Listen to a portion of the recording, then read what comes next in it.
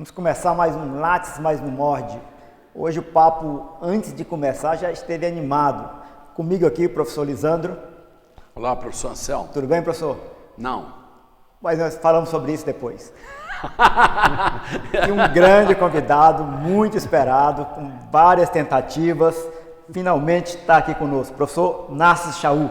Muito obrigado, professor. Olha, prazer imenso, né? Prazer imenso. Mas antes de começar, Chaú, como nós somos um pouco aqui, todo mundo de casa, tem uma polêmica aqui no estúdio. Eu queria esclarecer primeiro, isso. Quero cantar primeiro. Posso? Mas primeiro vamos esclarecer esse zum que está no estúdio. O professor Lisandro está muito contrariado com o patrocínio do guarda-roupa dele.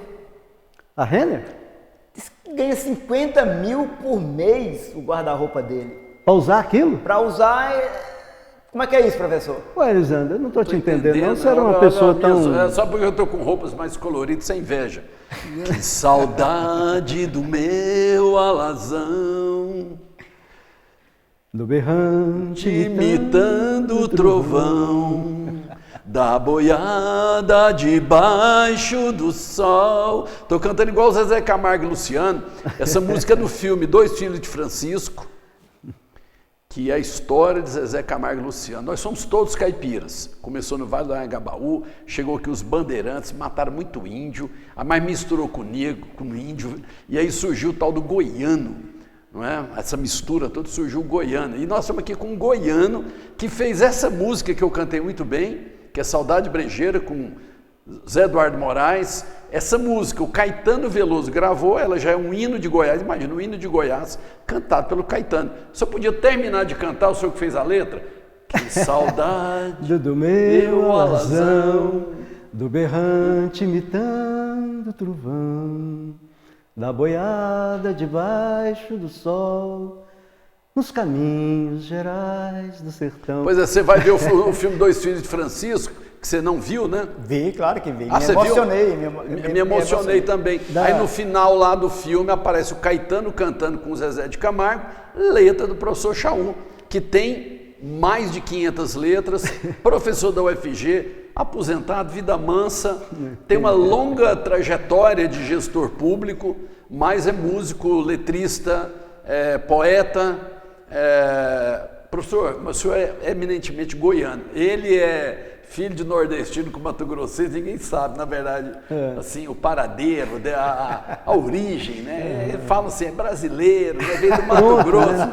A minha família é toda do Maranhão, que veio para Goiás, no final dos anos 50. Então a gente é goiano, eu me considero mais goianiense do que goiano, muitas das vezes, porque em Goiânia, eu nunca vi, até 12 anos, não vi um boi. Apesar de morar em Goiás, morar no bairro Popular, ali, tudo assaltado, tranquilo. Centro de Goiânia. Eu sou um homem do centro de Goiânia. Agora, o senhor não, o senhor nasceu em Catalão, morou em vários lugares do interior de Goiás, que é um dos lugares mais lindos do mundo, para mim, é Goiás. Circulo muito de motocicleta. E o senhor é goiano, do pé rachado, igual esse. O que é esse ser goiano? O que é goiano? Né, come pão de queijo, pamonha, esse papo furado. Mineiro também come. Eu quero saber o seguinte, o goiano, qual que é uma coisa que distingue o goiano dentro do Brasil? Não é pão de queijo. Vamos refletir um pouco sobre isso, né? Isso é papo furado. Porque existe a goianice e existe a goianidade, né? Então temos que separar essas duas dimensões do conceito. Antes de mais nada, vamos pedir desculpa por estar cantando Saudade Brejeira, porque de 26 gravações que ela tem, essa deve ter sido a pior execução que nós fizemos. Certamente, né? Um horror. Saudade Brejeira, que foi feita em 1982, lá no Setor Sul. Leonardo Carmo cunhou um haikai na época, Nascer Chaú, um sertanejo do Setor Sul. Então, olha só, você tem a nordestinidade, né? As questões da terra, das lutas pela terra, dos grandes embates na história do Brasil. Você tem o jeito mineiro de ser, né? Bem Drummond, entre Drummond e Guimarães Rosa. E você tem um Goiás fronteiriço aqui, que tem o mesmo luar do sertão, que tem as mesmas montanhas, que tem as mesmas, ou quase as mesmas tradições, e todos nós achamos as coisas um trem bom em cada coisa boa demais da conta. Mas nós temos distintas histórias, né? Durante muito tempo, a história de Goiás como um todo foi feita por viajantes europeus, por intelectuais vinculados também à Europa e que vislumbravam Goiás sempre sob um conceito de decadência. Então criaram, ao longo de um processo longo, de longa duração, um conceito de goianice, de tudo que era ruim, de tudo que era atrasado, de tudo que era decadente, né? A partir dos anos 30, você tem uma tentativa de recuperação dessa ideia de contrapor o passado com o movimento de 30, com o novo. E vem a nova capital, né? Vem um novo bandeirantismo, entre aspas, vem uma nova ideia de que tudo que era a partir dali era o novo, em contraponto com o velho decadente do coronelismo antigo, etc. e tal. E começa a nascer daí uma perspectiva de começar a entender uma dinâmica de construir uma identidade de goianidade. Recuperando os padrões, recuperando as histórias, recuperando as positividades, recuperando a cultura, né? E daí você vem com a nova capital, que é Goiânia, que é uma capital extremamente planejada, extremamente cultural, em art déco, cravada no interior, que é Campinas, que é o interiorão, né? E aí essa mesclagem dá um fruto muito interessante para nós de campo com cidade, de sertão com litoral, de tradição com modernidade, que justifica muito você ter uma música, uma história da música chamada clássica, né?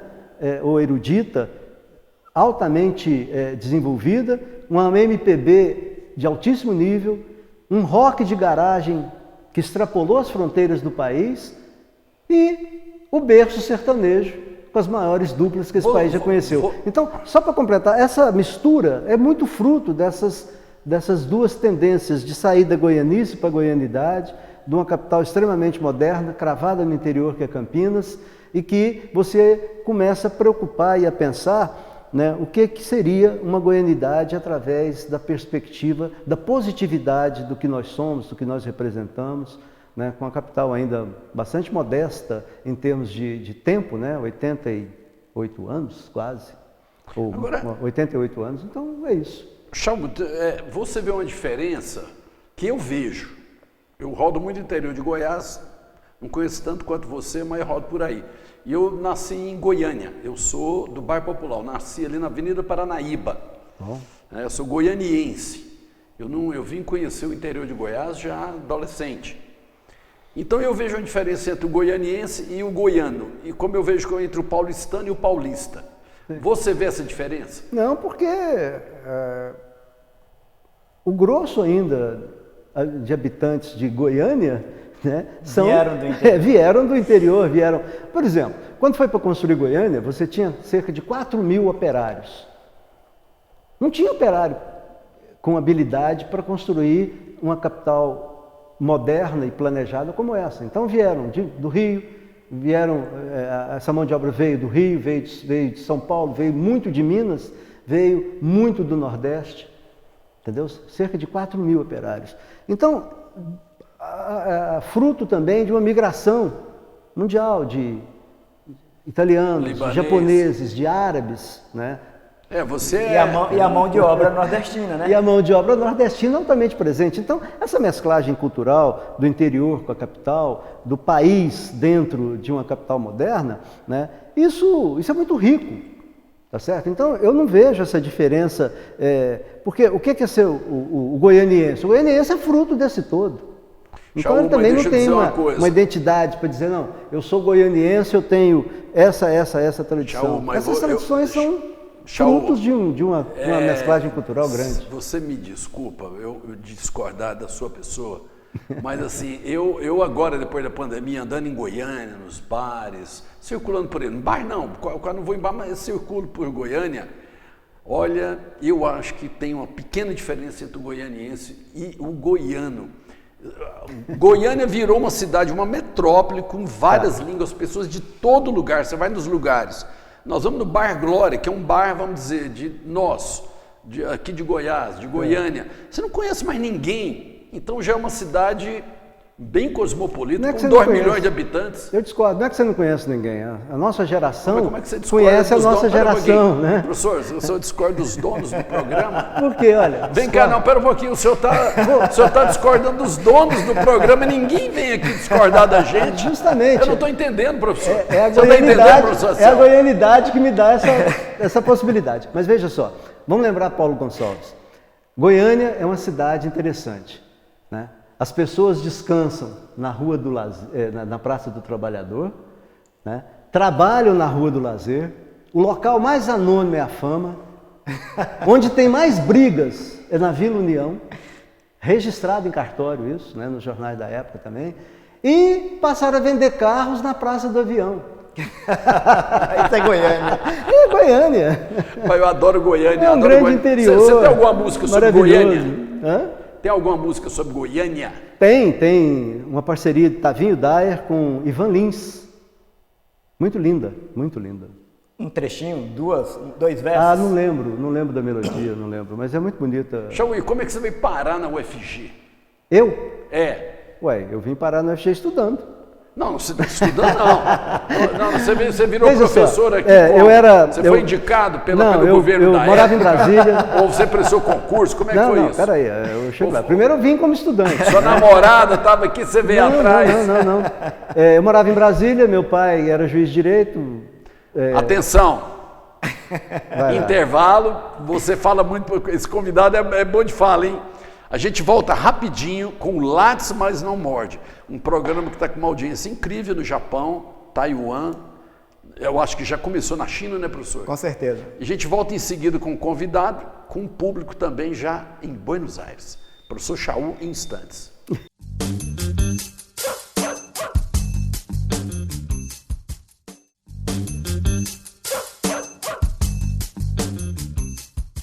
Estamos voltando. O professor Chaú foi interrompido várias vezes pelo professor Lisandro, mas está conversado aqui, combinado que isso não vai ocorrer mais, professor.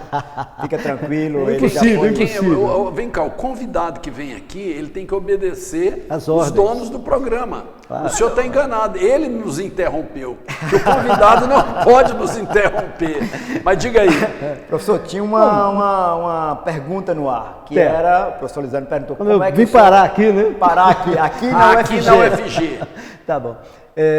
Meu pai era juiz de direito, aposentou-se em Rio Verde, e eu morava em Brasília, estudava, fazia lá o 2º grau, e mudou-se para Goiânia.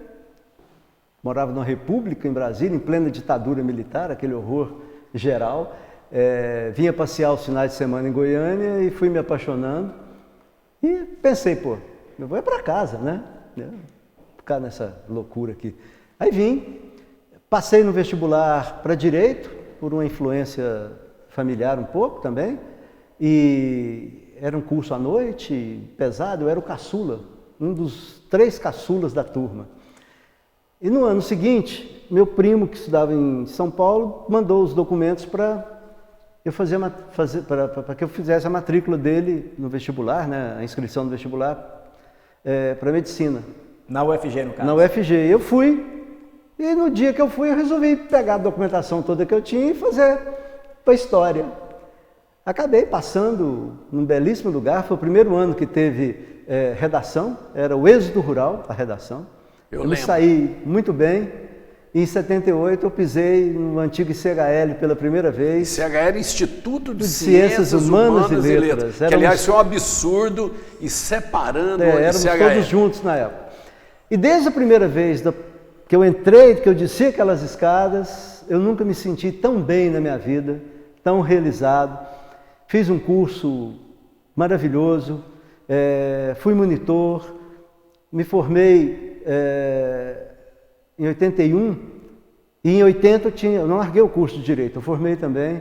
Com diploma de Direito eu fiz o mestrado, a inscrição, e passei no mestrado de História. Fiquei fazendo o último ano do mestrado e o último ano da graduação e o primeiro da pós, né, em nível de mestrado. Em 86, eu fui várias vezes professor substituto. Em 86... Como aluno, a ditadura o perseguiu? Não, mas perseguiu o curso. Porque quando você percebe... Você escondido? Quando você persegue uma geração inteira, você persegue o indivíduo, naturalmente, né? Então, fiz um curso belíssimo, maravilhoso. Logo me tornei colega dos meus professores. Mas, Chaú, e eu fui à ponte. Conta um pouco para nós como é que era esse ICHL, esse ICHL como estudante, genial. E depois você pegou também essa transformação? Peguei essa transformação Como toda. É que era porque você falou, você terminou em 81, eu entrei em 81, então eu ainda vivi como estudante o ICHL. Era uma ebulição, né? Era uma ebulição porque você tinha que lutar contra a ditadura, contra as proibições de livros, contra as leituras, contra a desconfiança de quem estava do seu lado. Era um exercício de impor uma cidadania que você merecia contra uma opressão violentíssima do poder em cima do todo no país, né? Então, a gente, com muita galhardia, discutia política dentro de sala de aula. O curso de História era um curso livre, né? E eu tinha professores fantásticos, tanto weberianos quanto marxistas ou pseudo-marxistas, né? E tive essa formação muito legal. Mas do ponto de vista organizacional, o ICHL, enquanto Instituto de Ciências Humanas e Letras, era fantástico. Que era todo mundo misturado. Era tudo misturado. As reuniões de departamento, né, as reuniões de colegiado, né, não tinha era congregação. Eu participei. Então mesclava o pessoal da área de letras com o pessoal da área de comunicação, com a literatura, com a história, com as ciências sociais, antropologia começando a brotar ali dentro do curso de ciências sociais. O senhor sabe que lá na FEFELESH, Filosofia, Sociologia, a Letras, filosofia. da USP, lá parece que tem assim uma ordem que vem da Marilena Chauí, do Gianotti, dos velhões. Você vê que passa o tempo, eles não se separam. Eu tenho tem lógica que tem que separar. Por que você acha que aqui separou? Aí virou Faculdade de História, Faculdade de Ciências Sociais, Faculdade de Filosofia. Eu não sei, não saberia ver motivação não, mas era um processo natural que quanto mais divisão, mais possibilidade de crescimento, mais possibilidade de estrutura interna. Mas a USP lá não dividiu. Mas aí não dá para comparar, né? Não vamos comparar a estrutura que a gente tinha nos anos 80, quando começaram as divisões. Eram difíceis. Primeiro separou a letras, né? Depois separou a comunicação, se não me recordo. Foi o professor Anselmo. E depois ficamos a filosofia, ciências sociais, a história, que em 2007 se tornaram faculdades. Reúne, é verdade. Eu tive uma experiência muito grande, que eu fui chefe de departamento 2 ou 3 vezes, eu não lembro. Fui coordenador de especialização, fui coordenador do mestrado, depois convidado pela professora Milka. Você deu aula? Nossa, a vida na toda. Graduação? Tanto na graduação quanto na pós, a vida toda. Porque o cara que passa por muita gestão, mas você deu aula, professor? Só para concluir. A professora Raquel Teixeira, as pessoas perguntam para a professora Raquel Teixeira, a senhora é professora de sala de aula? Ela foi professora de sala de aula. Não, eu dei aula, formei várias turmas, muitas turmas, fui nome de turmas muitos anos, e depois coordenei todo o programa de pós-graduação, junto com o professor José Luiz, que era pró-reitor, Mas você, já o que eu estava querendo aproveitar, a sua memória, era em relação a essa efervescência que o ICHL causava e depois dessa separação, os mundos ficaram todos entranhados. Ficaram divididos, ficaram individualizados. E do ponto de vista do conhecimento, isso é muito prejudicial. O referencial maior que você pode ter do antigo ICHL, da beleza, da riqueza cultural que tinha, era durante as greves. Eram estupidamente coesos com uma cultura universalizante que é a própria essência da vida universitária, né? E era fantástico. Os discursos do professor Chiquinho, da filosofia na época, né? As intervenções de vários colegas. Eu lembro de Maria Helena Café, de Mindé Badawi, né? Então, quer dizer, você tinha uma convivência harmônica. Mas mesmo para onde você ia? Do ponto de vista do conhecimento também. Então, um aluno de letras, no meu caso, eu fui fazer filosofia. Claro. Eu fui fazer fotografia com a Rosaria Esteves. Então, nós circulávamos. Então, em 86, a gente teve no Reitorado Joel o sistema de seriado, né? Seriado. Eu mesmo dei cursos, vários cursos de história, para ciências sociais, para medicina, para direito, né? A gente ia para a praça universitária para ministrar cursos na Faculdade de Educação, eu até hoje na engenharia. Eu dou núcleo livre, eu adoro essa coisa de dar aula para outros cursos. Era de uma transferência e de uma correlação de culturas, de áreas, de vivências, que eu acho que eu posso me referenciar como fruto dessa época, sabe? Verdade. Porque, como eu estava dizendo para vocês, eu fui ponte, né? Eu fui o caçula da primeira geração do antigo ICHL e me tornei o segundo mais velho, junto com o professor Barçanufo e com a Mides Borges, da segunda geração de professores. Tem algum professor da sua época ainda ativo aqui no CHL? Não. Do ICHL? Do ICHL eu não sei, porque eu aposentei em 2015, eu nem lembro. Mas assim, da geração da faculdade de História hoje, não tem. Não. Os dois mais velhos, que era o Barçanufo, aposentou em 2015 ou 2016, 2014, eu aposentei em 2015. Chaú, você cita no seu livro Caminhos de Goiás o Palacim como seu mestre.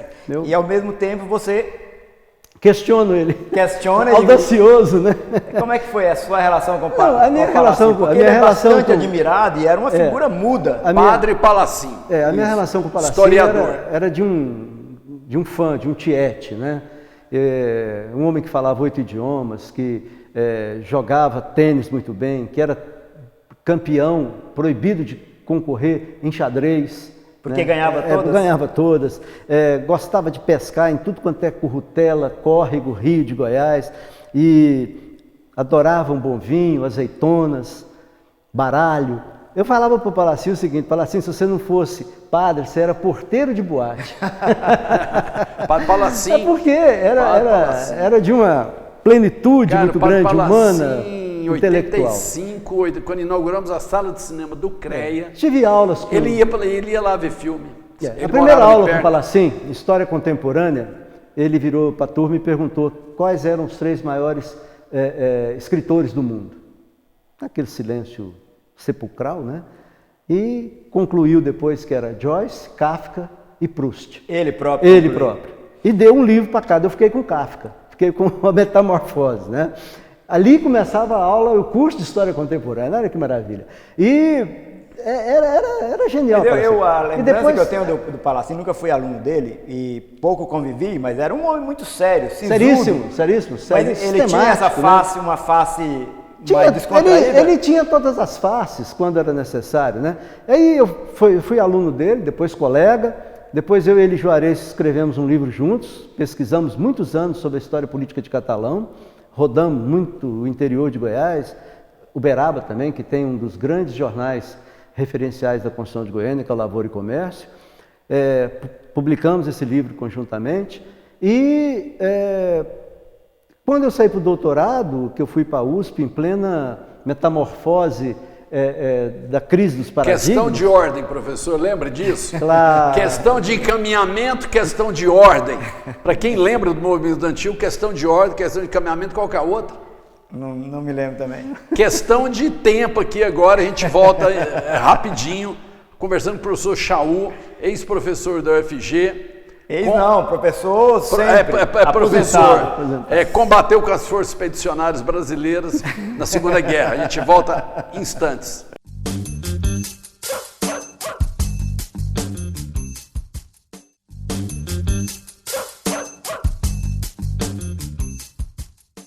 Estamos voltando, Látis Mais Não Morde, conversando com o professor Chaú. Chaú, você teve uma larga experiência como gestor. Tivemos agora a notícia aqui, através do Ponto, tem muita gente vendo agora na Inglaterra. É isso.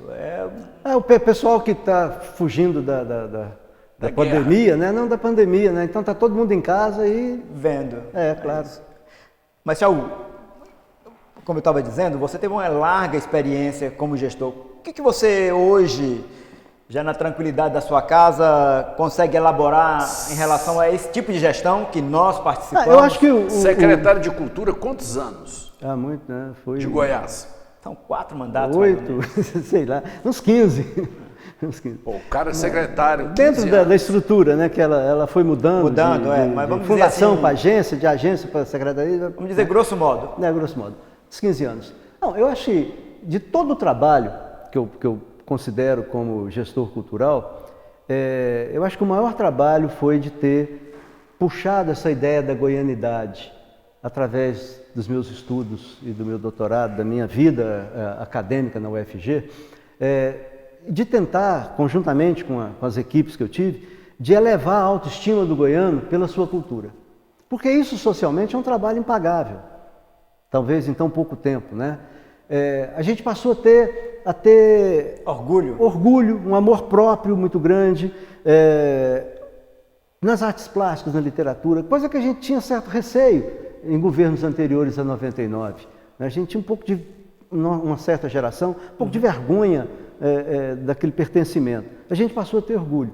E aí vieram atividades, né, incríveis, como os 20 anos que está fazendo agora do título de Patrimônio Mundial da cidade de Goiás, né, o Festival Internacional de Cinema e Vídeo Ambiental, que tem mais de 20 anos, o Canto da Primavera, que são atividades que elevaram, né, que pegaram aquela grande panela que nós conseguimos destampar com um orçamento melhorado, do fluir da cultura goiana que estava sedimentada ali, estava estacionada. Quer dizer que então isso tem a ver com o seu trabalho de doutorado, Caminhos de Goiás, claro, porque você está discutindo ali o conceito de atraso. Um pouco do que eu apliquei na cultura foi fruto da minha vivência na UFG, como gestor também na UFG, como professor, como historiador, como participante da vida cultural em Goiás, que desde 76 eu estou aí na militância, militando muito, até hoje, presente, né? Então acho que a gente conseguiu canalizar bem, de entender o potencial da cultura goiana com um governo que, se não tiver um governo que apoie, não adianta muito, né? Com investimentos foram feitos. Você foi todo o tempo Marconi Perillo, né? Eu herdei da gestão Maguito, em 99, um orçamento de 7 milhões de reais, entreguei em 2007 com 36 milhões de reais, né? Com um governador, que é o Marconi, extremamente apaixonado pela cultura. Então a relação, que era muito pessoal entre nós também, né, era de uma sintonia muito boa. Então, assim, foi possível fazer muita coisa. Foi possível. Aí você viajou muito por Goiás, né, Chaú? Viajei muito por Goiás, fomos na época do título da cidade de Goiás. Que título foi esse? Fala aí, porque o pessoal... O título é o título de patrimônio mundial. Mas é uma cidade de Goiás, patrimônio mundial. É porque muita gente não trabalho sabe. Conjunto, né? Mas isso é importante. Goiás, cidade de Goiás, tem um título de patrimônio mundial, concedido pela Unesco, como um patrimônio da humanidade. Então, para você mexer em Goiás Velho, nem a tia Tó agora... Não. Ela definitivamente não pode mexer mais. Então, assim, fizemos vários centros culturais nessa gestão, né? O Niemeyer, o Centro Cultural de Catalão. Chaú, obras para todo o estado. Reformamos. O Niemeyer foi ideia sua, chama o Oscar Niemeyer? Não, foi ideia conjunta, né, do próprio governador, de assessores, né, e nossa também de reforçar. Eu tive visitando o Niemeyer com o Marconi o dia que o Centro Cultural foi encomendado. E ali, naquele momento, na mesa do escritório dele em Copacabana, o governador convidou para que ele desse o nome ao Centro Cultural que ele ia. Então, foi uma amarração. Tem uma história muito legal. Agora, só para a questão patrimonial, com o título de patrimônio, as cidades do interior, quando viram Goiás se elevar a patrimônio mundial, despertaram muita consciência pelo valor do seu patrimônio. Silvânia. Não, nós reformamos 46 igrejas. Não é brincadeira não, nessa temporada toda, né? Que são bens patrimoniais, históricas, né? Construímos centros culturais, ou seja, houve um despertar geral, não só na área de eventos, como na publicação de livros nas várias coleções. A Lei Goiás, né, que foi uma concepção do maestro José Eduardo Moraes, muito boa. Eu trouxe para ele, Goiás não tinha lei nenhuma, e eu ia para as reuniões de secretário de cultura e todos os estados, quase todos tinham. Eu trouxe as várias leis para ele, ele estudou e bolou a primeira versão da lei. Depois veio o Fundo de Cultura. Quer dizer, teve uma dimensão muito interessante, eu acho. A cultura está sempre com pires na mão. Então, assim, a minha memória, mas o primeiro governo Marconi foi bastante teve bastante clareza em relação à questão cultural. Os outros eu questiono um pouco, apesar de ter tido sempre mas um nos certo outros investimento. vieram outra ótica também, né? Ok, mas a minha pergunta é, você, eu que também já participei, o professor Lisandro, da gestão mesmo, de alguma função de gestão, esse está sempre com pires na mão. Ninguém faz asfalto sem dinheiro, nós vamos fazer um festival com pires na mão, quer dizer. Me parece que também o setor tem uma cultural dificuldade grande. tem que educar os políticos, né? Porque você tem que planejar, você só planeja a partir do financiamento, nós planejamos a partir do zero. Não vamos longe, veja só, a cultura, nos currículos de história da UFG, a cultura era sempre o último tópico do currículo. Era aquele que não dava tempo de ser dado.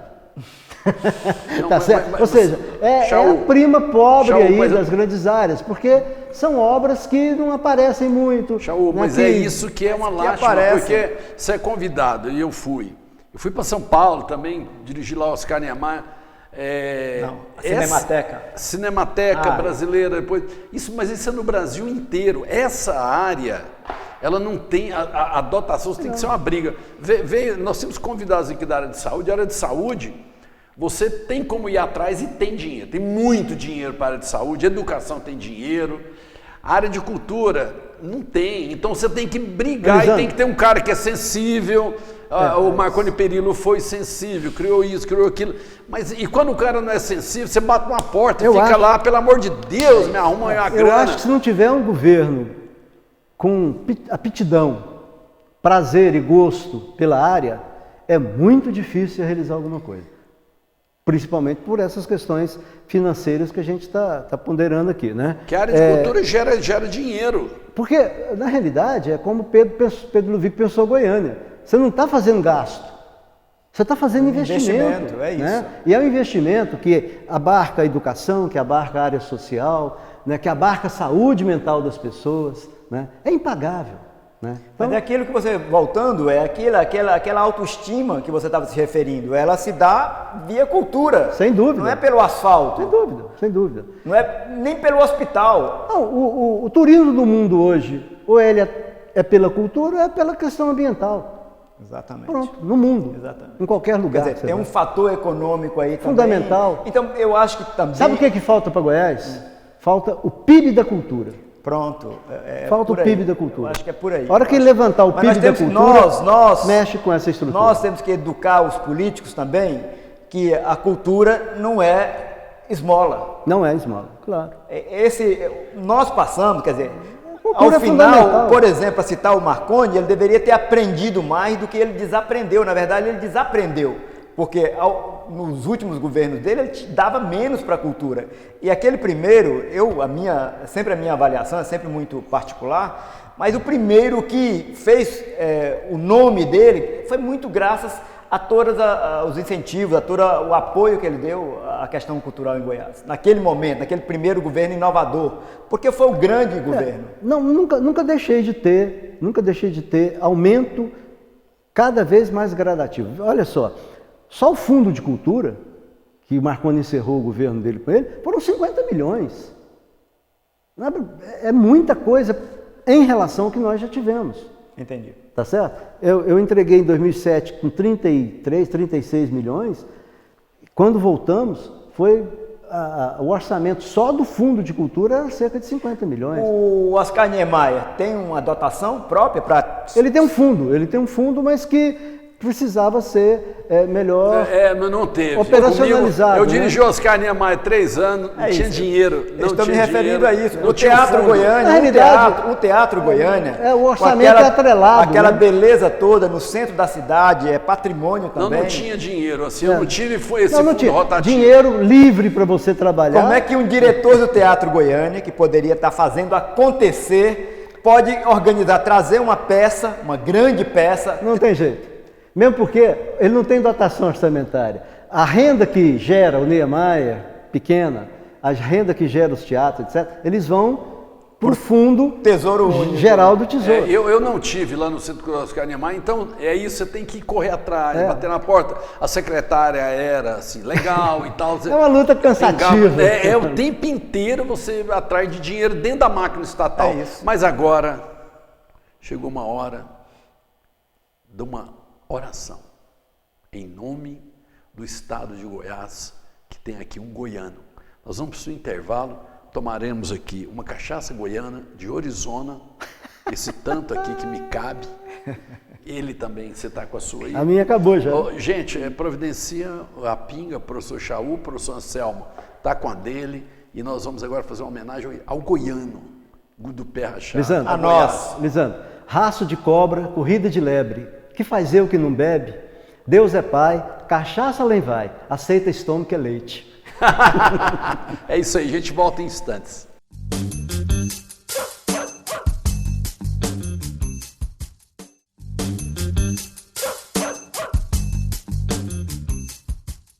Estamos retornando então ao último bloco do Lattes Mais no Morde, um programa do Centro de Estudos Brasileiros e TV UFG. Vocês encontram aí na tela o endereço do nosso canal no YouTube. Estamos lá com 200 seguidores, mas chegando já em 1 milhão, é coisa rápida. Hoje aqui com o professor Chaú, a coisa vai pegar.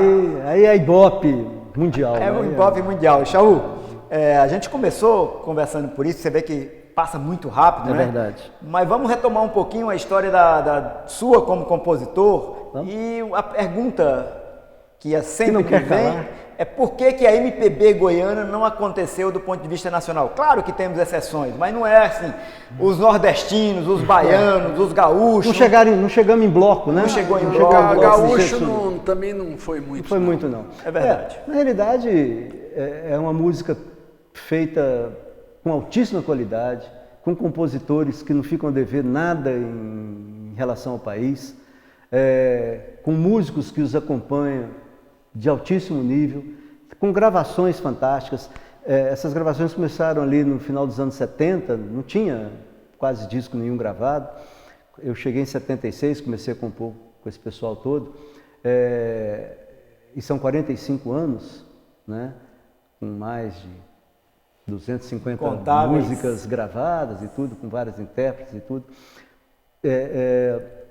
Eu acho que duas coisas pesaram, né? Primeiro, essa questão de não ter alguém como um Milton, como um João Gilberto, o que né? puxa. Que puxou uma leva e essa leva continua puxando, né? Segundo, eu acho que foi dois acontecimentos. Primeiro, quando essa música começou a ser executada em rádios locais, começou a ganhar espaço, a ter parcerias do João com Tavinho em novelas da Globo, né? Etc, etc, veio o rock, o boom dos anos 80 do rock, que contrapunha muito com o tipo melódico, né? Eu me lembro que o Peninha era diretor da rádio executiva e o Peninha ficava pegando no pé do pessoal, dos meus parceiros, para fazer uma coisa mais roqueira, mais alegre. E um dia a gente estava chegando em Goiás, na cidade de Goiás, eu dirigindo, o João do meu lado, a hora que fomos descendo ali perto do coreto, o João falou, para. Aí desceu. Tive uma inspiração. Ele olhou, falou, Pia, como é que faz rock aqui? Quer dizer, também o estilo, né? O estilo contrapondo aos anos 80, não foi tão fértil no sentido assim de não fazer parte do boom que estava acontecendo nas rádios. E logo depois veio o sertanejo. O sertanejo, que aí, então, que é uma mesclagem, só para terminar, que é uma mesclagem do caipira de raiz que nós somos herdeiros, né, com aquilo que na capital veio e conviveu com a Jovem Guarda. O sertanejo mas eu acho que tem aí também uma coisa que é a seguinte, eu posso estar enganado, você tem músicas, Caetano gravou músicas suas, o Otavinho Dai, teve essas coisas pontuais, mas no geral, será que essa MPB goiana não foi? Porque a MPB já tinha, desde os anos 60, já estava por cima, já tinha sido feito, e ficar praticamente copiando essa MPB, você não acha que não? Não, porque grande parte das temáticas que a MPB feita em Goiás faz é sobre amor, que é uma questão universal, né? E sobre Goiás, que ninguém fala. Poderia falar. Né? Pois é, então, mas por que não teve pelo essa contrário. identificação? É por essas questões que eu estou falando. Eu acho que nós sofremos dois impasses grandes, do rock nacional e do você foi sertanejo. gestor cultural, também não houve, não há um certo acomodamento, um pouco esse financiamento pequeno. Talvez faltou E a mão aí- do Estado mais benéfica de um lado. Não, mas também, talvez mas também aquele que puxaria se arriscar, dormir debaixo da ponte, como Talvez. na rua, Belchior. como Belchior, entende? Milton, Talvez. João Gilberto. Mas muitos compositores Então, tem passaram muito- tem passaram muito- por essa vivência, por essa ponte, né, por esses barcos, etc. Então, não acho que seja isso. Eu acho que foi momento histórico, não propício. Não estava no lugar e na hora. Talvez, Correto. talvez. Ok. Não estava no momento. Mas continuamos fazendo. Eu nunca deixei de fazer letra nenhuma Já, e faço porque até tem muita hoje. gente que fala o seguinte, que Por conta a música de popular, nada disso. essa Pelo música contrário. popular, Chico Buarque, vamos lá, atrás, João Gilberto, o samba canção dos anos 50, de lá para cá eram todos gravados por multinacionais do disco. Isso veio até os anos 80, 90, com a Warner, com a Sim, CBS, sim. o Roberto EMI. Carlos, todos eles. Então, e os festivais, que eram TVs privadas. Sim. Essa MPB forte, ela foi gestada dentro dessa da iniciativa privada. Ela dentro não dessa teve história. lei de incentivo, ela não teve financiamento estatal, a não ser uma lei indireta para gravadora nos anos 70. Mas fora isso, ela era assim, a guerra, igual eu estava vendo o André Midani ontem, que foi o grande cara das gravadoras que pegou a MPB e levou lá em cima. O André Midani, estava lendo a biografia dele ontem, ele falando o seguinte, olha, era uma briga de quem sabia que essa música era boa, igual ele, falou, o Jorge Ben é bom, eu vou bancar ele, mas eu tenho que ter um cara que vende. Então tem que ter o Roberto Carlos, tem que ter... Tá certo. Esses caras nunca venderam Pois grandes mas discos. vamos pensar uma coisa. Pois é, mas então você não acha... Hoje tem lei de incentivo, Tá, mas hoje não adianta. mas não vinga. Não, mas hoje o caminho não é mais esse. Não adianta você gravar CD mais, não adianta você fazer disco. Né? Hoje, a veiculação através do streamline, das redes sociais. O músico em Goiás, ele não está fazendo CD pensando em outra coisa. Ele está lançando músicas a cada mês nas plataformas digitais. Né? Que é o caminho. É um caminho que a gente não sabe ainda e não tem condição de saber em que vai dar. Mas o Bugarins foi, o Carne Doce foi. Mas é o rock. É o rock. É o que a gente estava falando, Foi. é outra coisa. Foi. É outra. Os Entendeu? sertanejos foram e ganharam o Brasil, são E tem um dado no sertanejo que ninguém talvez preste muita atenção, que é uma questão da união. São extremamente unidos. isso é Né? São interessante. extremamente unidos e circulam entre si. é Né? interessante. Talvez seja algo que tenha faltado um pouco. Também, talvez um outro fator seja esse empresarial mesmo, são mais Claro. organizados do ponto de vista São extremamente empresarial. contemporâneos. Agora, esses Nesse eu sentido. estava estudando sertanejos, estudei. Indiretamente subsidiados pelo Estado, como? Pelas prefeituras de todo o interior do Brasil, que contratam contratam eles. Essa menina que acabou de falecer, infelizmente, ela estava indo dar um show no interior de Minas, onde as prefeituras cotizaram para bancar o show dela. Então, esses sertanejos do interior, todos subsidiados pelas prefeituras para dar show, nas festas de rodeio. A minha perspectiva é a seguinte: o Cartola só aconteceu com 70 anos, então ainda tem tempo. Não, você já aconteceu. Não, você, Caetano, o cara cantando gravado pelo Brejeira, Caetano, cara, pô. É o maior presente que você Cara poderia gravado dar pelo Caetano, você pra tá nós chorando. Como é que fala em leite derramado, né? Que fala em Goiás? Onde é que fala isso? Em Pameri? Você está chorando em cima do leite derramado, é assim?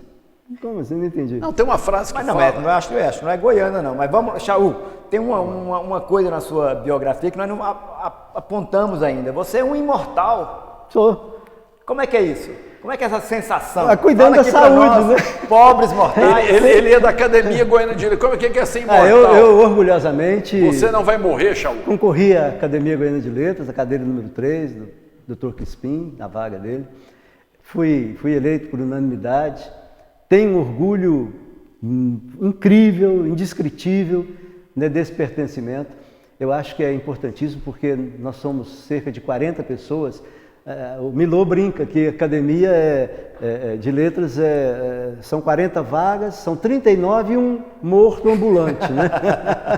Uma vaga... O que vocês fazem lá na reunião? Coisa nenhuma, né? Faz naquele de velho, né? Então, eu tenho o maior orgulho desse pertencimento, porque afinal nós somos o quê? 39, 40 pessoas em meio a 7 milhões de goianos, né? Então, começa daí, a relevância da obra que você escreveu, do que você produziu, do que você significa, né? E eu estou em meio a pessoas que eu tenho o maior orgulho de ter convivido, de ter vivido, de ter lido, de ter estudado. O que vocês fazem lá, Chaú? Você né? não falou, Então, come biscoito, toma chá... Não, a gente leva um trabalho muito a sério de divulgação. Tem uma ambulância do SAMU na da porta? cultura. Não tem não. É só quando tem feijoada. O Stanislau falava que feijoada para ser completa tem que ter um SAMU na porta, né? Então, a gente faz a divulgação, a gente trabalha a produção, é uma alta produção e relevante em termos de cultura, né? Temos nossas reuniões, temos o nosso varal de poesia, temos nossas... cuidamos agora da Casa de Altamiro, né? Através do Fundo de Cultura. Essa é a segunda casa. É a sede a sede na Rua 20, né? Que era a antiga... Casa de Colemar. Hoje é a Casa Colemar Natal e Silva, né? Academia Goiana de Letras. E a Casa de Altamiro, que foi doada para a Academia Goiana de Letras. Agora suas considerações finais, nós estamos indo para o encerramento. Sim. Primeiro, como é que você se sentiu estando aqui no Centro de Estudos Brasileiros, TV UFG? Nós estamos no Campus 2 da UFG, rodeado de matas. Sim. Né? Como é que você está se sentindo? O programa batendo recorde de audiência. Taiwan, Japão, Argentina, todo mundo está vendo eu me sinto assim como um exilado que volta para casa. Né? A UFG sempre foi meu segundo lar, a vida toda, né? Foi onde eu me edifiquei, onde eu cresci como intelectual, onde eu pude doar o que eu aprendi. A UFG te deu régua e compasso? Me deu rédea e compasso, muitas rédea obras. ou régua? Não, régua e compasso. Algumas rédeas também que não tem como não ter, né? Chaú, você é um grande contador de causos. Pode terminar contando um caos? Você falou que tinha um do... É longo. Do Daia? É longo. Não é longo? É longo, é longo. É longo e quanto tempo? Longo. Estoura o tempo contando, vai lá. Não. A dona Nícia era muito religiosa, eles têm uma chácara ali perto de Trindade, e do outro lado, tinha um laguinho, do outro lado, um português seu Manuel, começou a construir um puteiro. E aí, o Tavinho e o irmão dele, o Teteto, começaram a perguntar pro Foguinho, que era um trabalhador lá, e aí, Foguinho, como é que tá aí? Como é que tá a obra, né? Ah, não sei o quê. Dona Nícia começou a ficar preocupada, por que eles estavam tão interessados naquele... Exame, você quer, por favor? Não, interrompeu. Tem como desligar isso aqui? Teve um problema aqui, o negócio apitando, interrompeu. Conta uma mais curta. Não, termina essa. Termina. Aí, Dona Nícia começou a ficar preocupada com aquele interesse dos meninos lá, com a obra do outro lado do lago, não sei o quê. Aí foi questionar, né? Aí o Tavinho falou, não, mas eles estão fazendo uma igreja. Claro. Ah, nossa, que coisa boa e tal. Aí vai isso, como é que tá a igreja, Foguinho? Como é que tá isso, como é que tá aquilo? Aí, um mês depois, passa o Foguinho na porta, Tavinho, Foguinho, e a igreja de São Manuel? Falou, tá prontinha, já foram buscar os anjos. Piada goiana. Muito obrigado, Chaú. Adeus. Teríamos muito assunto ainda. Tem. E recebemos uma outra vez. Muito obrigado. Um abraço, gente. Até mais.